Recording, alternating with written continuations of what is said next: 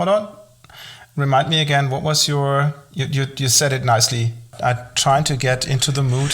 Rolling, he's got it rolling down the river, and you're on.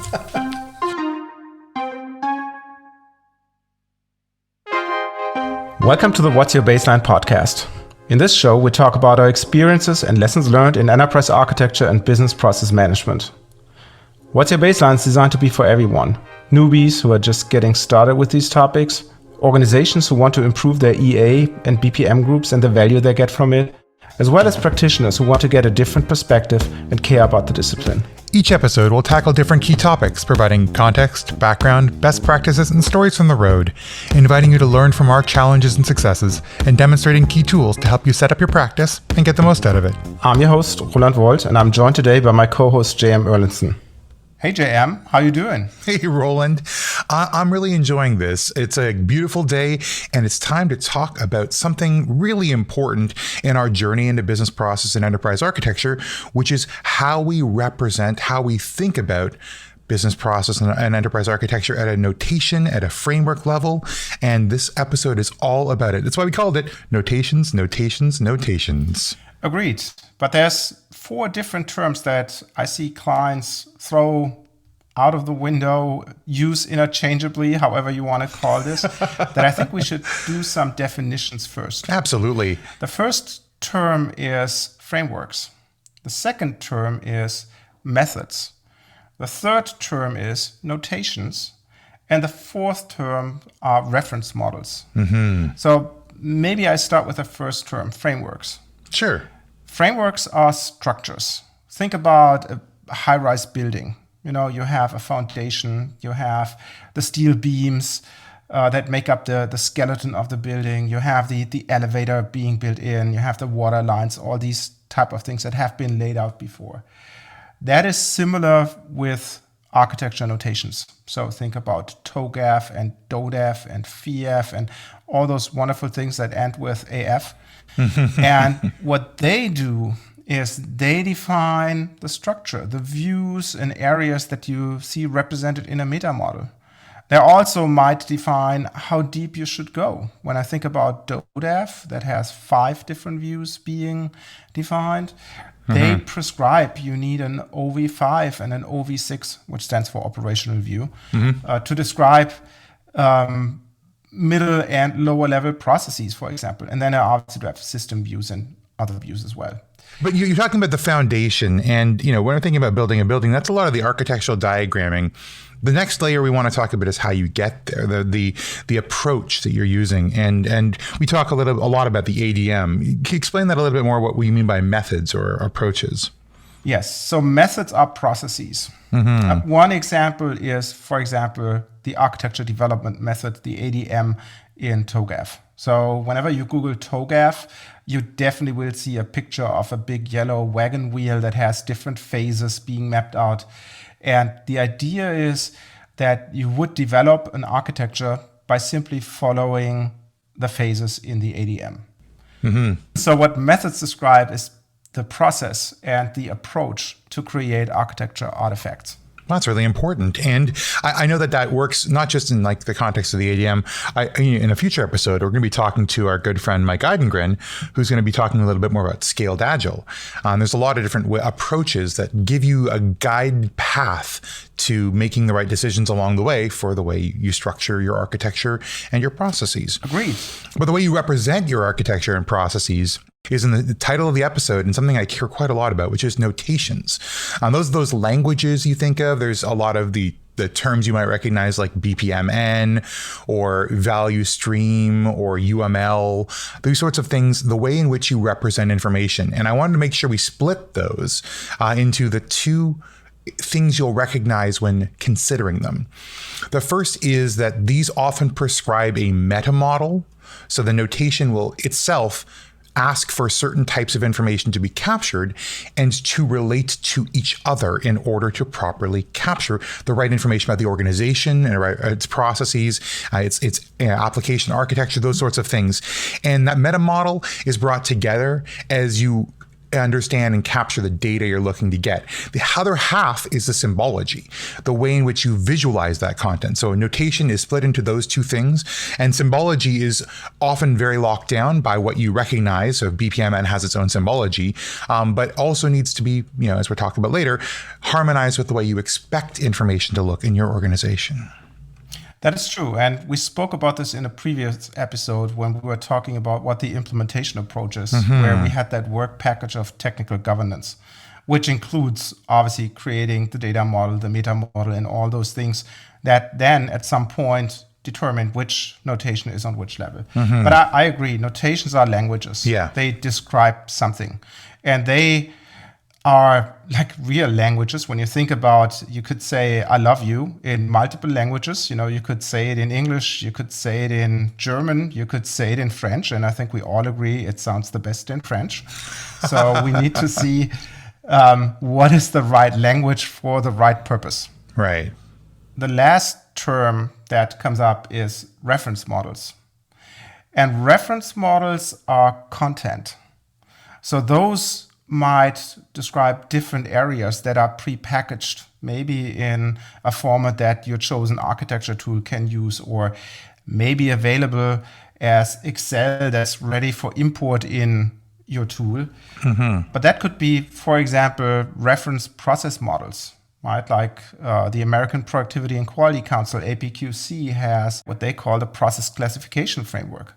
Or you have technical reference architectures that are provided by a software vendor. Yeah, like SAP will often provide its best practice repository, the BPR, or its process step library to help you understand what it thinks is important or relevant. Also, as a note for you, there's lots of consulting organizations who have prepackaged reference models, reference content that you can buy to give you a starting point. But we're defining reference models, but we're going to talk in the next section about why it's important, how to do it. But just as a reference about reference models, those are a great starting point, but they're usually not the ending point. I mean, how many times, Roland, have you seen an organization implement SAP exactly standard? No customization. None. And that's, I think, the key point, right? They are an accelerator, but you have to adapt them to fit into your architecture. Right? Exactly. And that is mostly done as part of that technical governance work stream that I mentioned in the previous episode, where you look at what is the impact of the structure of your reference content, if you want to use it, to your meta model. For example, when I think about APQC, the process classification framework, you see 5 to 6 levels being defined. Well, you will have to make the decision, do I want to have 5 or 6 levels in my process view in this case? Or do I want to have fewer, just 4 maybe? But we'll talk about that in a couple of minutes. When I take a look at the SAP structure, they have scenario process, process step. And that's an important part of how they categorize processes, but it also is restrictive. It doesn't get to the level that a lot of organizations need to, or a 3-level structure simply isn't sufficient to describe the decomposition of an organization. So I always find myself having to fill in layers above and often layers below to match what an organization perceives as its framework and hierarchy. So that's an interesting way of looking at things, and I think that's going to be an important topic of discussion for not just this episode, but as we go through this podcast, is how to approach this, how to build these all into a way that works for your company. Because a lot of the practice and recommendations we're giving, they're generalized ideas, but the way you do it, well, that takes some consultation and some thought leadership to really adapt it to your needs and be able to help your organization grow with it. So this is a great way of setting those definitions. Our frameworks, the structures, the methods, our processes, the notations, our languages, and the reference models, our content. And those four pillars are going to be what we're talking about as we get into the episode about notations. But in the meantime, I would love to take a quick break and have you think about a couple of things. What frameworks or methods or models have you come across in your organization or in your past lives? What have you used, and where did you find either the content or the structure helpful or harmful and costly? And we'll take a quick break to let that sink in. We'll be back with our thoughts and a little bit more about how you can put this into practice for your organizations.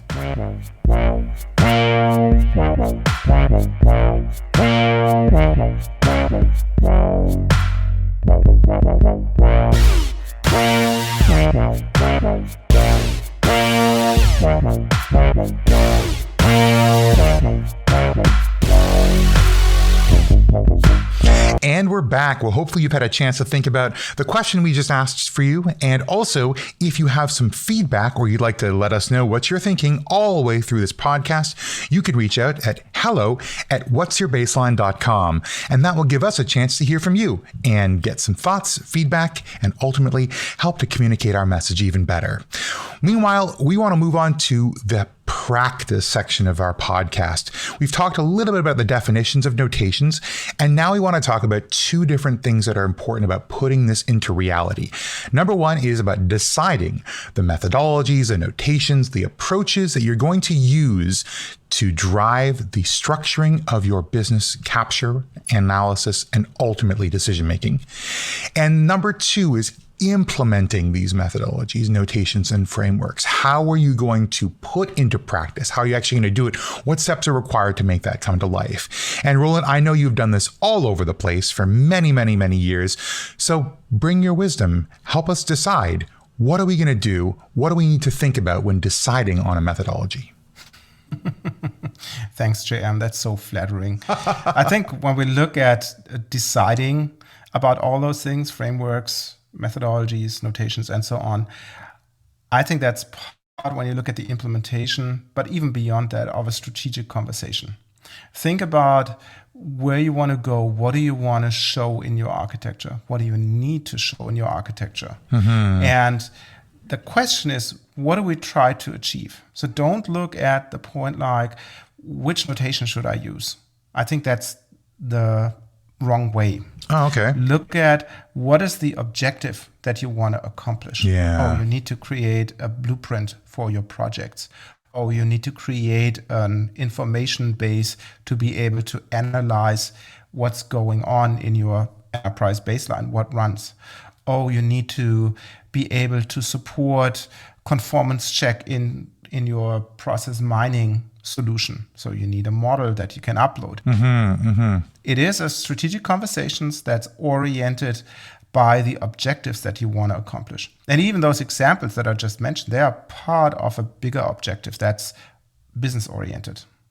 Right, because if it's going to stay in IT, where all it is deciding on the technical side of things, you're really not getting the value and the exposure of the good work you're doing. Right, you want to solve a business problem, and that business problem, defining it up front and giving that, the really important weight during the decision-making process allows you to make a better decision on how you're going to approach it with the notation you choose and methodology you're going to implement.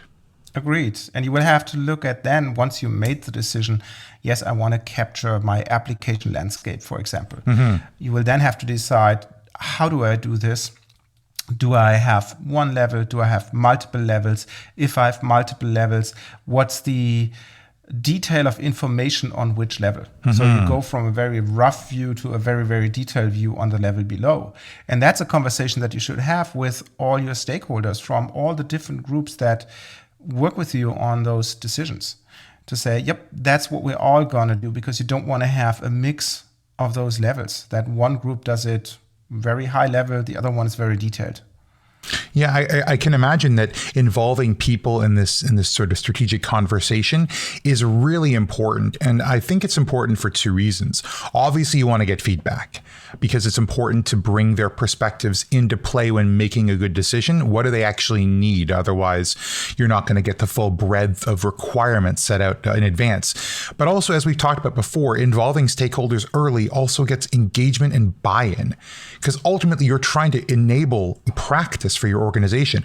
Without bringing people into the decision-making process on how that practice comes to life, man, you have an uphill battle ahead of you when it's time to actually engage in that practice. Yes, and what I recommend in those cases to do is to be very agile with a lowercase a. So have quick turnarounds, have short iterations of what you're doing, bring the stakeholders in so that they really have a stake in things and not just play a representative role that might give the thumbs up or thumbs down on your ideas, but make them being part of the process, which I think is pretty important, especially when you think about how do you create a group of those deciders. Are those deciders part of the actual implementation team? Because I know we've talked about the segmentation between the COE and the rest of the lines of business or your stakeholders at the strategic level. I don't think so. I think when you get started with it, I would set up like a council or a temporary committee that does the initial cut. So where you have representatives from the business units that are part of the party, and they have different needs. And by the way, everything in architecture should be driven by needs and objectives for what it's worth. Of course, yeah. And they do the first cut. And you might come up with requirements for tool selection, for tool configuration, for your different architecture views, and all those other things that will be written down in an EA strategy document. But at some point in time, you might want to go and want to establish a more consistent, a more permanent structure for deciding on all those topics of frameworks usage and notation update and whatnot. Tell me how that more permanent structure looks like relative to the initial structure. Obviously, when you've got the startup, you're going to be bringing a different set of stakeholders in, or do you see them as being a similar set of people you're actually asking for an ongoing commitment when you're saying, let's start this off. I'd like you to continue to be engaged with me as we evolve. Yeah, I think that's not so much a big problem to get the people to the table. The question is, how much work can you unload on them and how deeply are they involved there? Yeah. Because obviously everybody who chips in with their budget for, like I said, buying a tool or buying consultant work to implement it or to get something done, they obviously want to have a say. What I've seen is a lot of people who have the opinion to say, hey, I already paid for this, so I don't have to do any work, right? And that's obviously the question, who's going to do the work? Oh, yeah. So what I've seen in the better projects was obviously where people were chosen that were invested in what you were doing and not having that sideline perspective. But it also helps when you think about setting up that permanent group if you have something like a division of labor. And I've seen clients who put that task either into a dedicated EA group, and those guys become super, super busy with defining the standards and they don't get anything else accomplished. Or they put it into a COE, a Center of Excellence, which in my opinion should be more a doer organization. Right. And they don't put a separate group up for discussion.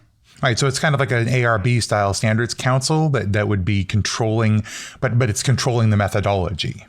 Yes, agreed. Think about our 3 legs of government. You know, you have the executive, the doers. You do have the legislators who come up with the rules, which obviously would be that group that you just mentioned. And you have the judicative, which is basically the ARB, who checks how the laws will be applied. And I think that's a good example to see how you would set up those groups. Yeah, and I've seen that in one project. Again, I mentioned it in a previous episode with the German Armed Forces, like 15, 20 years ago. And what they did is they had a department in the Department of Defense, which they called modernization, because they realized if they would have done projects as they have done before, separated by branch of arms, you know, you have the Army and the Navy and the Air Force and so on, that doesn't cut it, because what they needed to do was a huge transformation of the whole organization after the Cold War. And obviously with outdated IT and shadow IT and all those wonderful things that you see, they figured out they can't afford those practices anymore. So what they did is they put up a whole department within the Department of Defense, and that group was responsible for the method and the approach that the whole program took. While on the other side, the agencies where the executive arms of that program who actually did the work. So the interesting fun was there was a lady in that modernization department who was responsible for the whole methods. And they had their printout of their method and conventions manual, which actually was 4 different documents. So they had a base set and 3 auxiliary documents, which in total was like 400 or 500 pages. Yeah. So it was quite a bit for different purposes. And the funny thing is she printed it out, all those 500 pages, and she had a big binder that she ran with around, and she brought it to meetings. And whenever somebody had an idea, she grabbed a Post-it and put it on that page, said, oh yeah, on page 200, we're talking about blah, blah. And I think it's a good idea to change this. And she put her Post-its in there. And when she couldn't close the binder, that was the time when the next change of the method and conventions had to take place. It's a good trigger.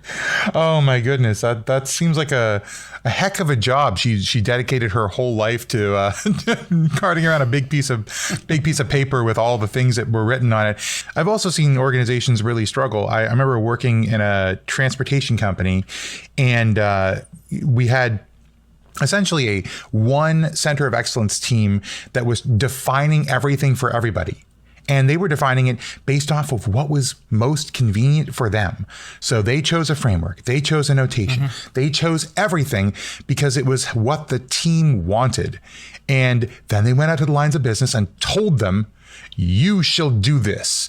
This is what you should do because it's the best idea, because it's the one we're using. I've seen that too. And as you can imagine, there wasn't so much engagement. In fact, I would say that most of the time we ended up having to do an internal exercise to translate the documents they refused to put in the approach that we were taking or the notation we were using.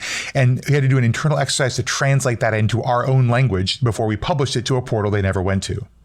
So that that can be a downfall if you don't have that engagement right off the bat. Maybe just to chime in, I've seen the very same scenario that you just described, JM, with other customers as well. And unfortunately, those are the projects that in the long run fail, because what you need to do is you need to create the acceptance of all the people that are involved in the program. Yeah, of course. And ideally, you can grow that to the whole organization.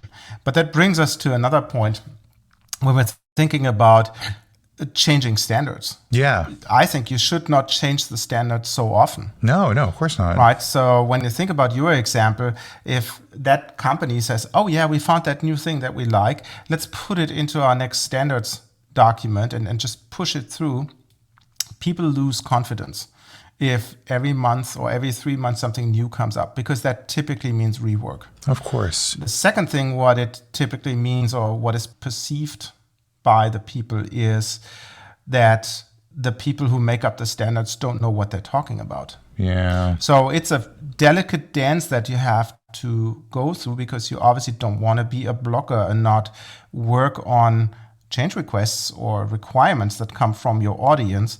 But on the other side, you don't want to change things too often so that you are busy with busy work of updating your models and other artifacts. Typically, I see an annual renewal or update cycle as a good time frame. Yeah. Because then people get used to your releases and said, yep, maybe within a year we get something new. Yeah, you want to give people the benefit of new approaches and developments in technology and new thought leadership in terms of notation, but they need to be able to be socialized. They need to be able to be discussed. They need to have buy-in achieved from your teams before we just push out a standard. And we need to have a business justification for making that change. Otherwise, it's just change for the sake of change. That doesn't add any value. And it actually has costs assigned to it. So to stick with that example of the German Armed Forces, I ran into the situation. They had a minor change that they wanted to change, data on process steps and roles.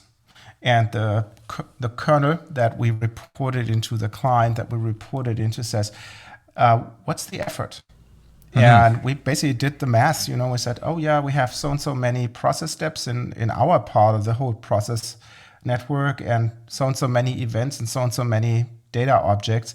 And we just said, well, it takes maybe a minute to identify it and to do the actual change in the model.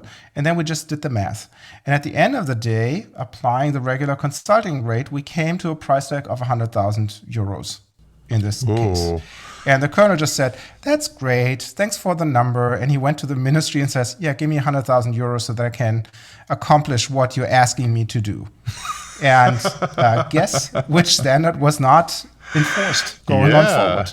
Turns out it's not that just got deprioritized somehow. Who knows? It wasn't as important. That was surprising, wasn't it?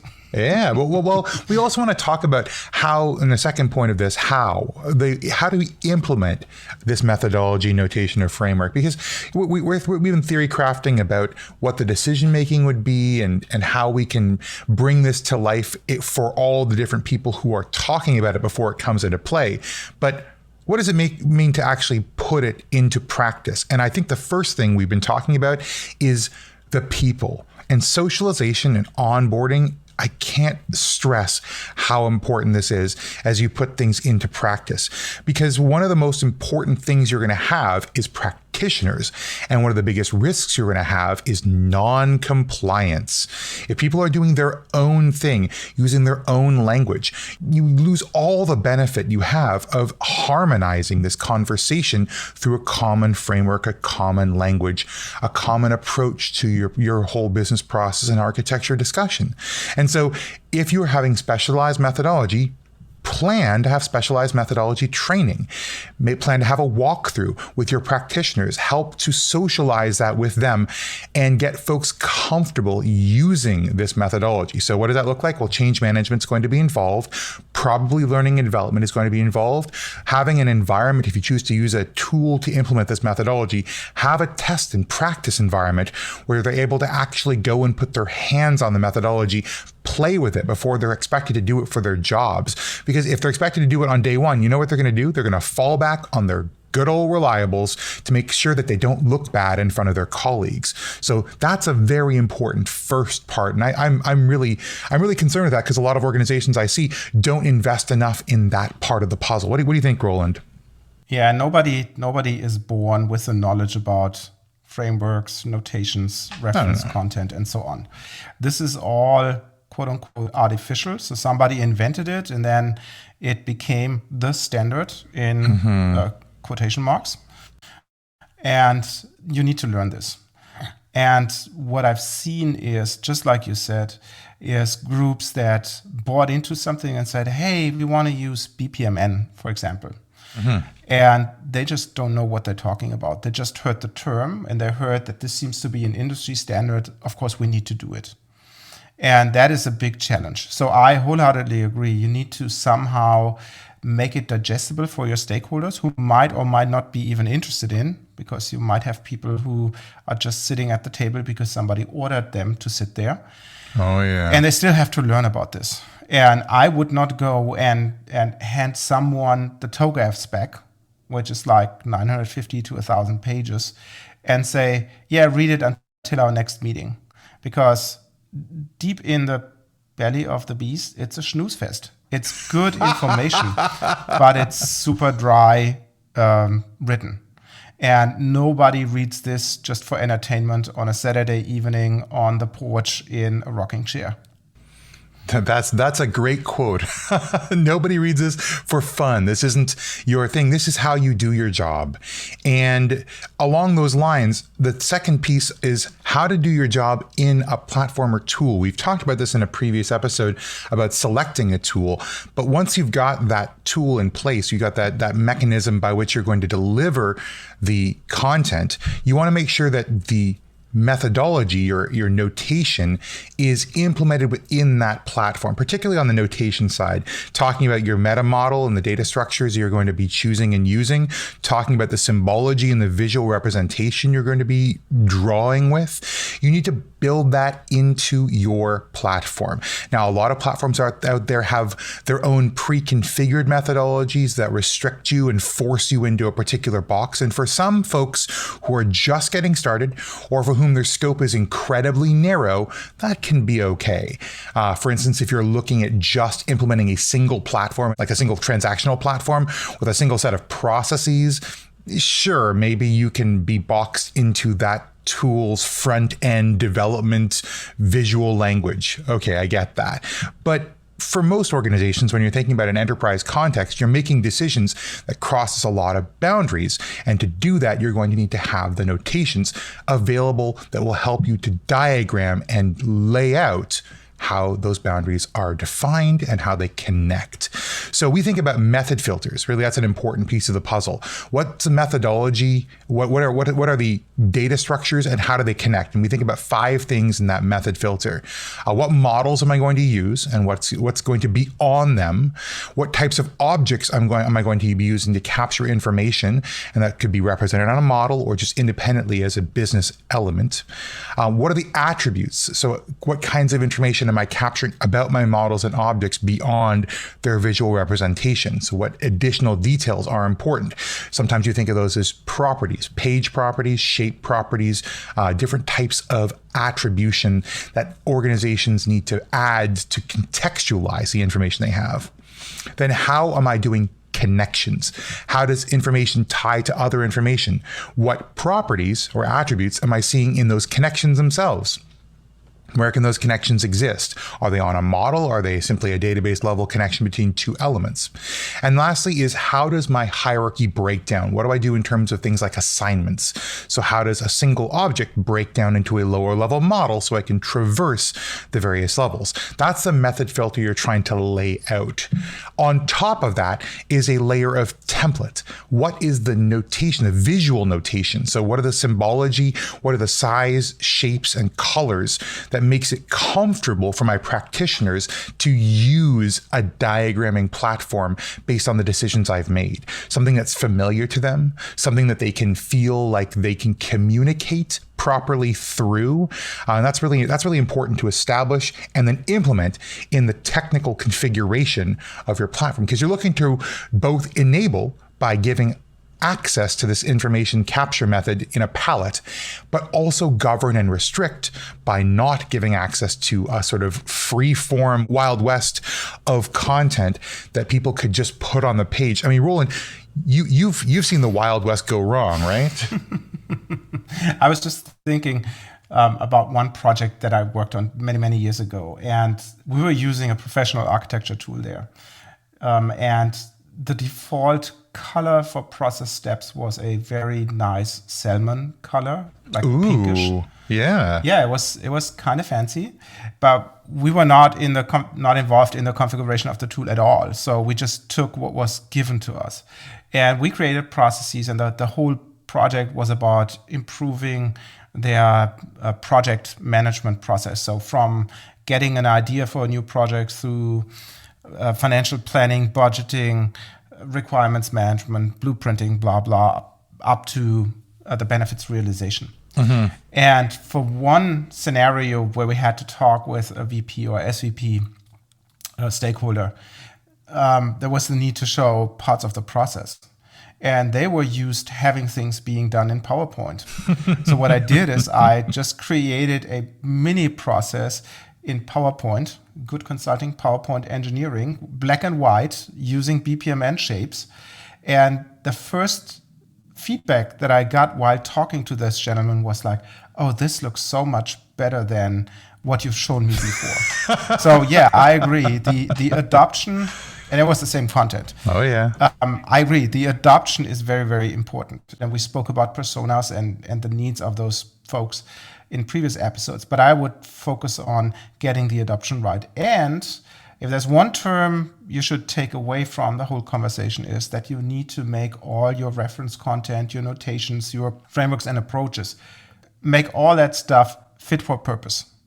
And that's actually written, for example, in the TOGAF spec, that you need to adapt it. Most people like to oversee this. Yeah. But JM, talk to me. Once you've put everything in your 500-page binder and you've put it into your Bible, what do you do next? Well, the next piece of the puzzle is actually making sure people do it. I feel like there's a lot of talk that goes into making all these decisions, but we want to enforce these decisions on organizations, on people, really, because once again, we're involving people in every stage of this process. And that means rules establishment and rules enforcement in the way in which people get to work. And what does that take? That takes the use of automation and evaluation tools. A perfect example of that is something like a semantic check. And that's going to look through the way you've modeled and ensure that you've followed the conventions that we've spoken about, the methodology that we're using as an approach. You've got the right artifacts captured. They're structured and connected in the way that you're supposed to. And those semantic checks, they can be automated. In fact, I would highly recommend that you automate them, but that you also have QA to make sure and go through and check and do a business validation on what those structures are, how things are laid out. So if you're looking at processes, making sure that they make business and structural sense beyond just being correctly notated. That's actually something I used to do. So when I first discovered the platform I use every day these days, Eris, I was using it to do QA on a very large transformation, an ERP transformation at a utilities company up here in Canada. And being the person at the end of the line that had to go through and check all these models, I was able to do two things. And this is an important piece of both the enforcement and the ongoing learning and development. Number one, is I was able to help correct errors and make sure that everything aligned properly with the notations we'd chosen and fit into the method we were going with and the framework that it was supporting. The second thing is that taking these issues and errors and corrections and turning them into individualized personal training plans that made people get better at using the thing we had decided on meant that ultimately the team over time improved as a result of QA's involvement. That's the way to do it. Now you've got an iterative process of team improvement, as well as methodological harmonization, as well as project advancement. Those things put together are great. And if you put things like rules associated with quality, associated with stages and gates for those stages as part of project and deliverable completion, well, now you've actually got a hard check to make sure people have done things the right way. Which I will find a very interesting question to ask Mike Eidengrant when we talk about scaled agile and how agile and architecture go together hand in hand.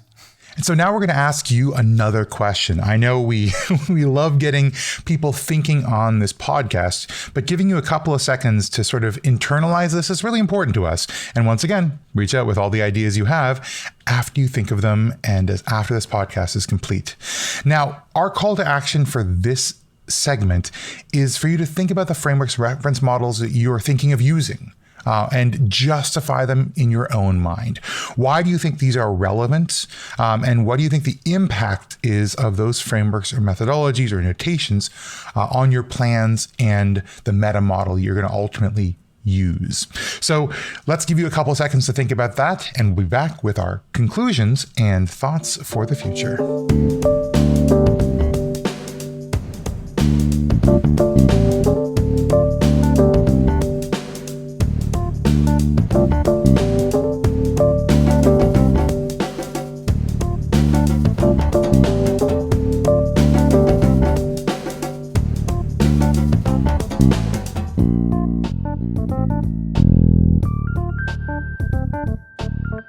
Welcome back.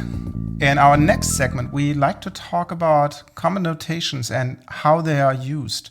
And there's a couple of them that raise up to some prominent position. JM, can you talk, or can you give us some examples of those? Yeah, I think that there are two different styles of modeling. Let's start, before we even get to the specific notations, those styles of modeling focus on different things. There's top-down, which is sort of a procedural model, and there is side-on or swim lane. And each one has its benefits and value, and the way in which we choose depends on what we're focused on for analysis. Top-down, I think of as function-focused, action-focused, task-focused. That's focusing on what happens next first. So the first thing we do is we lay out a flow of the steps in the sequence that they happen and the different intermediate events that are powering or powered by those steps. And that's going to give you a better understanding of what happens next, what you have to do next, and what you're going to model around to help contextualize and add details to it. The other one is actor focused. Swim lanes are very actor focused, and either in terms of organizational units like roles or systems as you want to see handoffs. And that actor focused really forces you to first think about who is involved or what is involved. And then from that perspective, you can put on to the model what they do. So it's sort of a different mindset. Now, a perfect example of the top-down, a function-focused modeling methodology is something like EPC, like an event-driven process chain. It doesn't necessarily matter the orientation, like, from side to side or from top to bottom. It's still function focused. And say similar things like value stream mapping is a very function focused type of modeling notation, particularly for process. Conversely, if you're looking at actor focused or swim lane, by far the most common is something like BPMN, Business Process Model and Notation, particularly since BPMN is an international and global standard, and it's maintained by a separate and independent body. And in particular, it's been built to incorporate into an interchange language, an XML-based interchange language that a lot of platforms ingest or export. Yeah, and interesting enough, that's obviously a gray zone in that scenario as well, because perfectly valid BPMN model does not need to have swim lanes or pools for that matter. I think I'm with you, JM. In the end, I think it really doesn't matter so much what you put on your paper and how the symbols look. It's more getting that distinction between, is it more active focused or function focused? Mm-hmm. And if you asked me, I would always look for the function focused approach. Likewise. Because when you think about process improvement and the objective to make a process maybe faster or using less resources and other objectives that you might have, as soon as you bring up swim lanes and you put a role in there, people start getting afraid about losing their job. And then they stick to their little part of the process and fight till the bloody fingernails come off. And that obviously does not help if you want to improve the process. Well, every time we talk about like ownership or organizational involvement in business, then we get two camps of one being, this is mine, you can never take it from me. And the other one being like, oh, I don't want my name on this. That's going to oblige me to work. And so both of those are going to cause us to have additional complicated discussions. Well, the way to get around this is to basically develop your processes not in one session but in multiple sessions, and make it pretty clear in the first session. Let's talk about what needs to be done. How do we decompose the process? How do we set borders between process A to process B on a very high level so that we say, yep, A is followed by B is followed by C. And then you go a level deeper to the typically who does what, when, where you would typically see swim lanes. And you say, no, let's worry about this. Let's just put the task at hand. What needs to be done? What does my system tell me what I'm supposed to do? And then you send everybody home. And you clean up your process model that you modeled during your session and send it to the audience of your workshop and say, look at this. This is the result. And when you come back to the second session, you ask them, do we all agree that this is the structure that we put in place, that this is the tasks that need to be done in the sequence that I mapped out? And I wait until I see people nodding one by one. And at that point in time, then I start the conversation about, okay, let's talk about who's doing it.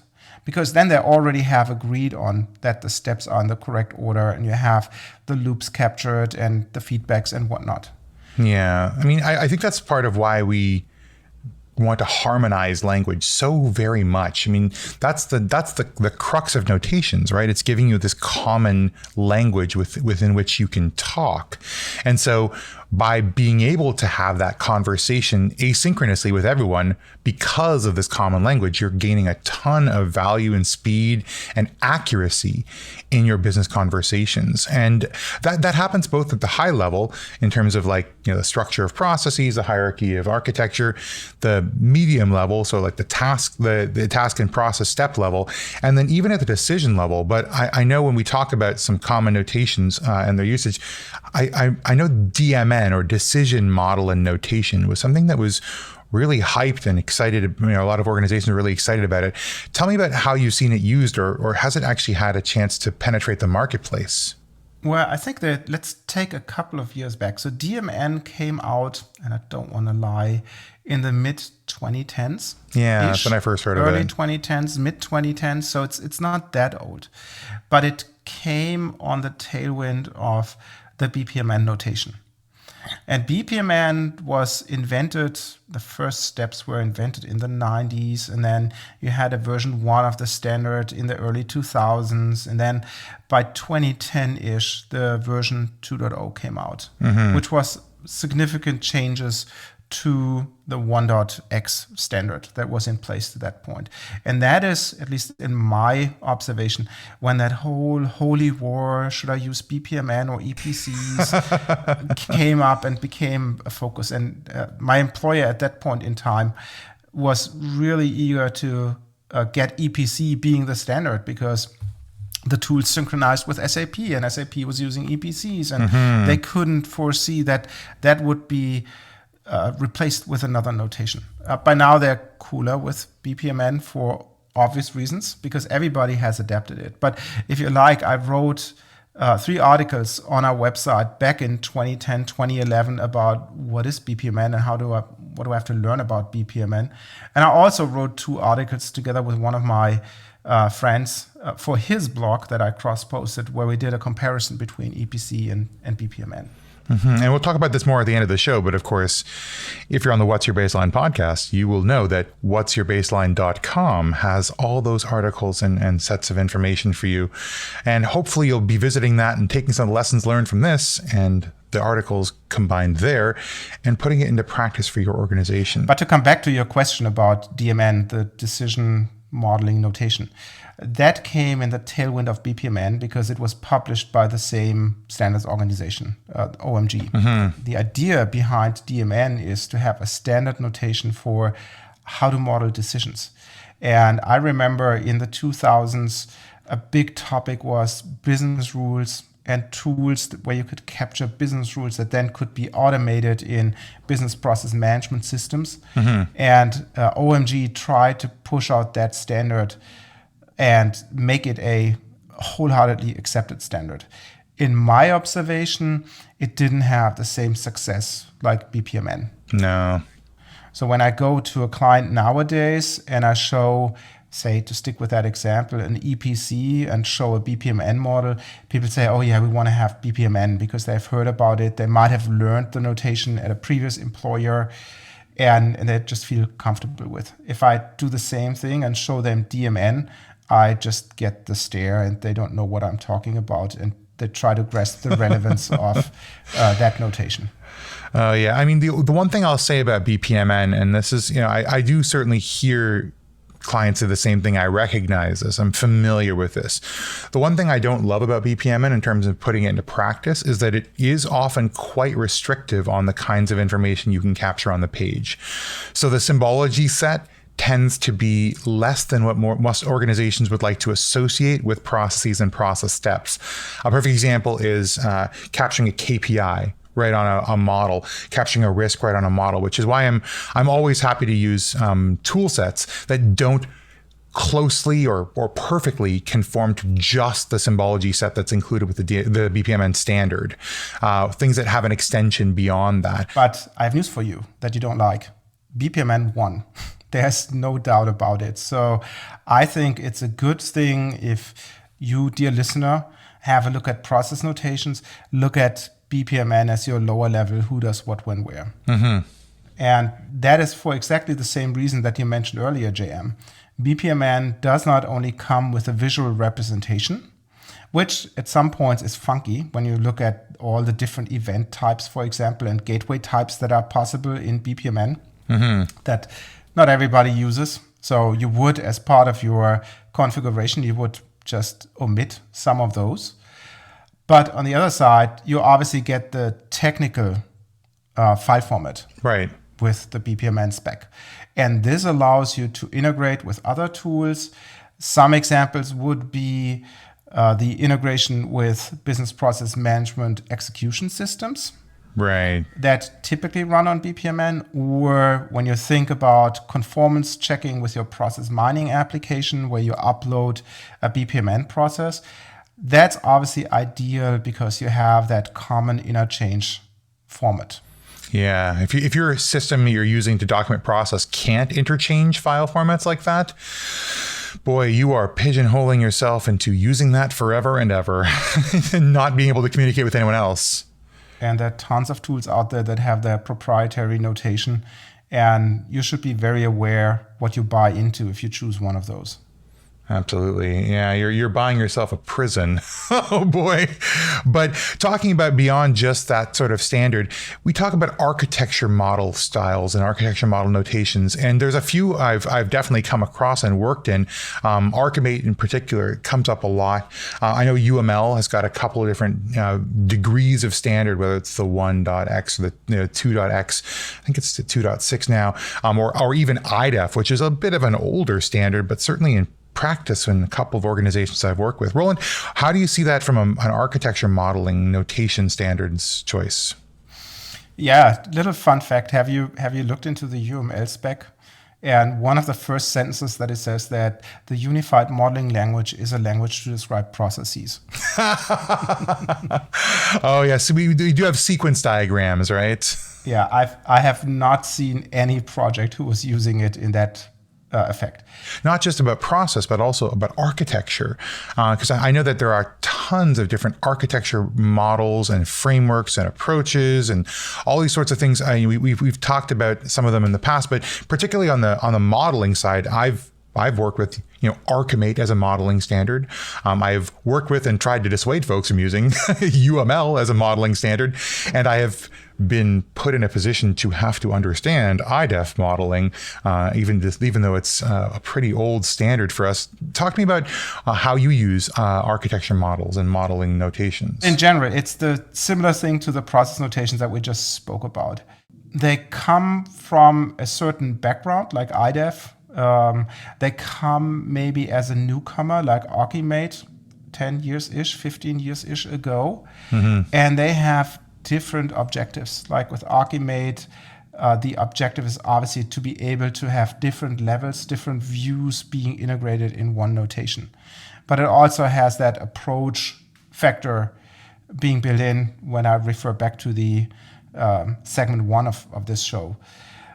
And the challenge that I see with ArchiMate, but that might be just my flavor, is that the symbols look completely differently than what you typically see in other notations. So what BPMN, for example, did well was it was using standard quote-unquote flowchart symbols. Rounded rectangles are tasks. Gateways represent the points where you route a process. All those things were things that people were used from modeling in Visio, right? Creating a quick flowchart since the 70s. With ArchiMate, you have a different symbol set, and I think it's a little bit hard to understand. Not that it's not possible, but there's a learning effect. Yeah. And you might want to make it as easy as possible for your users to adapt to it. If you're starting from zero and you're trying to build an architecture practice, I've seen organizations get started and just say, hey, listen, we're going to use ArchiMate. And everyone goes, okay, I guess I've been using PowerPoint. So this is at least making a decision that's consistent. And it does have a pretty comprehensive symbol set. It does. I kind of like it, but use it right requires an organizational decision and a practice that is established and maintained through change management. It does. On the other hand, it's also maintained by the same group, the open group, who maintains the TOGAF standard. Right. And what I've seen in clients is that an IT group for whatever reason, chose to use TOGAF. And don't get me wrong, I'm a big fan of TOGAF. Right. But then they said, well, if you use TOGAF, you must use ArchiMate. Yeah, not true. And I think that's just not the case. The other thing is that if I'm looking at interchange languages, it's not quite as well established and accepted, but I know .ArchiMate as a file format does exist and does import and export from a few different platforms. So it's not actually an island. You do have the ability to move data around. Not to push ArchiMate, but just to say I like it. I agree. And I have to admit, our Dutch neighbors, for me as a German speaking here now, our Dutch neighbors are always very creative. And I see a couple of tool vendors that come out of the Netherlands, and I have to say, chapeau, they're doing a good job. I like what they do compared to other vendors from the rest of Europe or from North America who are very confident in what they're doing right now. So the Dutch people obviously seem to be the shakers and movers, which I like. Ooh, excitement. Well, thank you so much to the Dutch people for inventing and creating these new ways of doing things that are pushing the boundaries of our industry. While talking about pushing the boundaries and getting places, we want to get benefits out of using this content and using these structures. And Roland, obviously from all your project work and from the different contexts you've done this in, what have you seen as benefits of frameworks, methods, notations, and reference content? We started with those 4 pillars. What do they give you if you do it right? Maybe we just go through those 4 different topics just to close the loop. Let's do it. So when I look at frameworks like TOGAF and all those, yeah, I think the big benefit for those is you get alignment of your users and you get alignment in the expectations of your stakeholders. Oh, yeah. Yeah. And I will point in the show notes to an article that I wrote about the structure that you should set up in your database, your architecture tools database, that then can reflect this. So when we think about, for example, the TOGAF ADM, the architecture development method, I typically like to put in 2 main folders. One is the what runs, the enterprise baseline, and the other one is called project solutions, which refers to phases E and F of TOGAF. But within that, you describe architectures. So you would have your phase A strategy or vision as it's called, phase B business architecture, phase C applications and data, and phase D technology. And it's shown in both in the enterprise baseline, what runs, as well as in the project solutions, what changes. So basically you train your users to look for a certain piece of information in the same place. Right. And that is, I think, a big benefit that you have. And it also, obviously, when you think about the stakeholder level, you can always say, look, when you go through the life cycle of your solution, you have your baseline, you do analysis, you derive your improvement points, and then you create solutions to tackle those improvement opportunities. Once you implement them, your blueprint will update. And once you go live, it's easy because you have the same structure to merge content from your solutions folders into your enterprise baseline and replace the outdated what runs.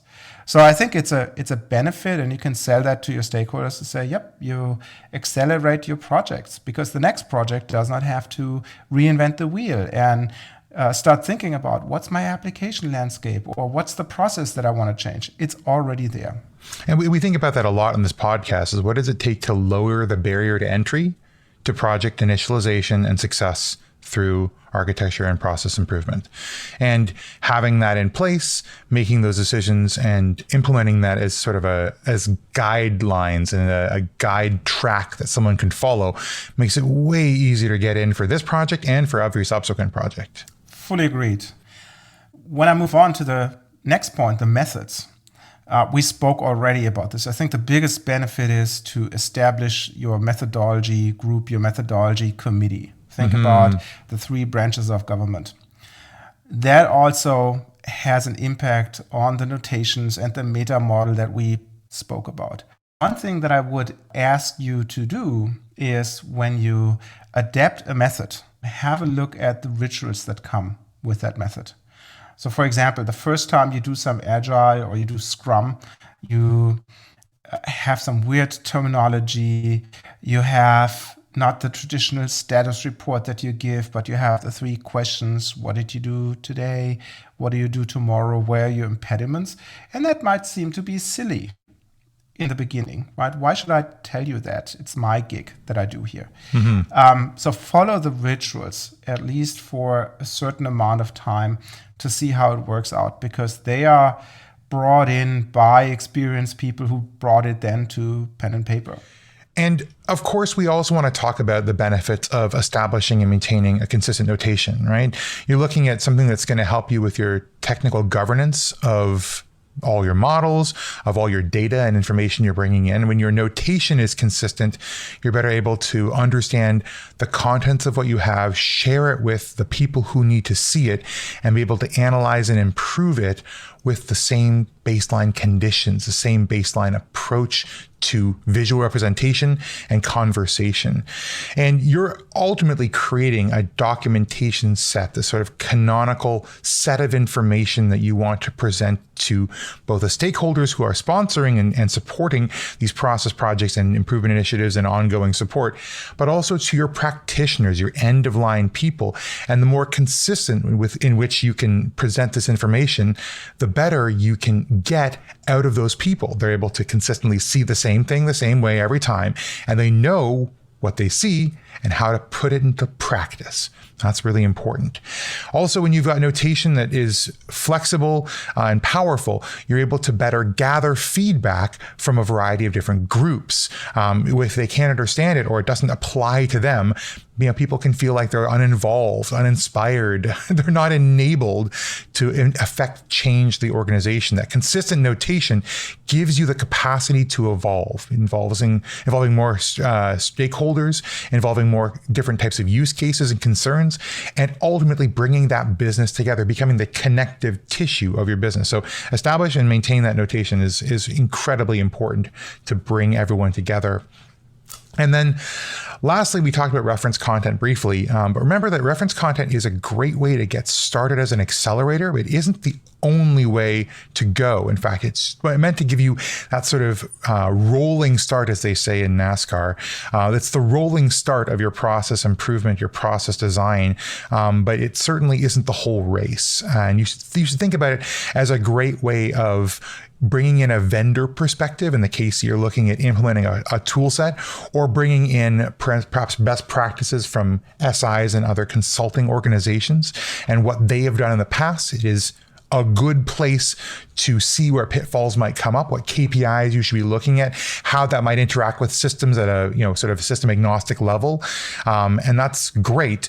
But ultimately, the reference content is going to be a pattern upon which you build. It's sort of the weave that you're going to thread your company's special sauce into, and ultimately be able to adapt that to what you need to see. So that's the great value from it. It gets you started, it gets you moving, it gets you going without any additional work to start from zero. You don't have to wonder, hey, how do people think about these processes? Well, here's how other people did. Now, how are we going to do this? When you think about going forward, that's obviously when you mature in your capability, you obviously would develop your own reference content going forward. Oh, yeah. Because that's what a lot of clients have asked me with a low maturity to say, yeah, we want to have reference models.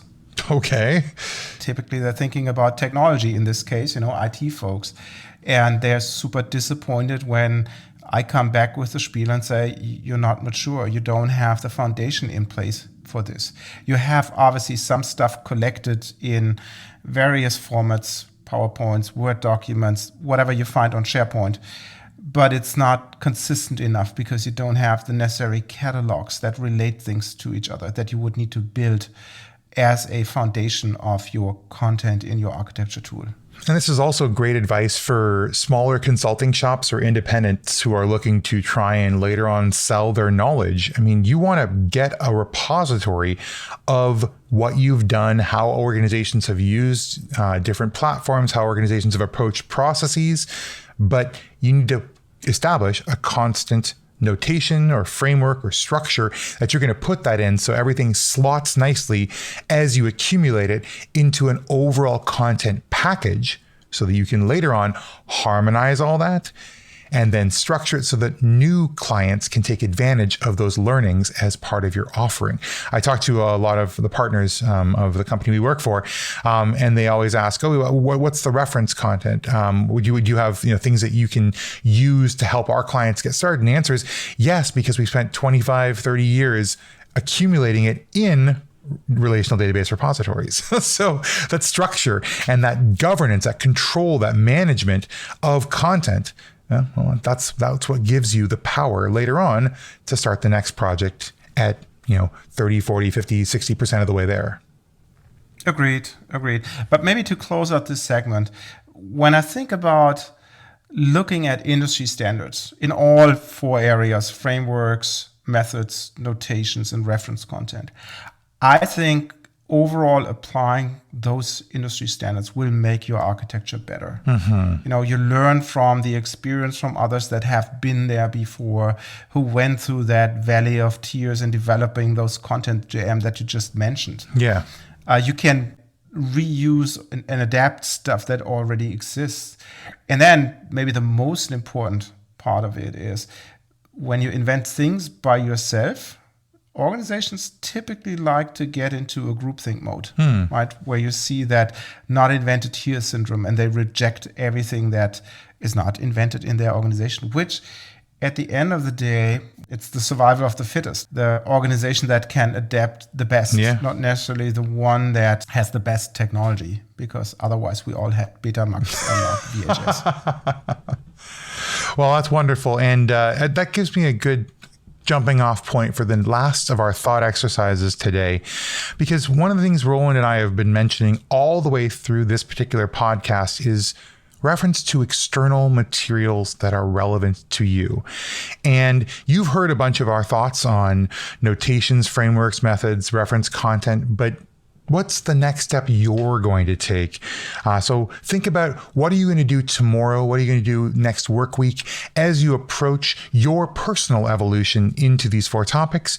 And what are you going to do for your organization to help them better understand what's possible as they evolve into their next phase of getting better with notations.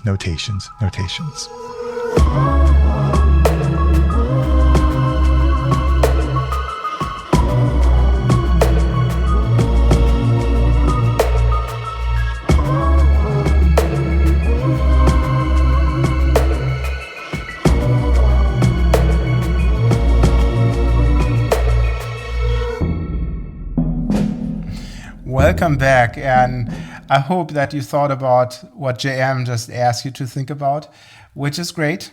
And I hope at the end of this episode you took away the big blocks that we've seen and we discussed in the last 45 minutes. It is frameworks, methods, notations, reference content.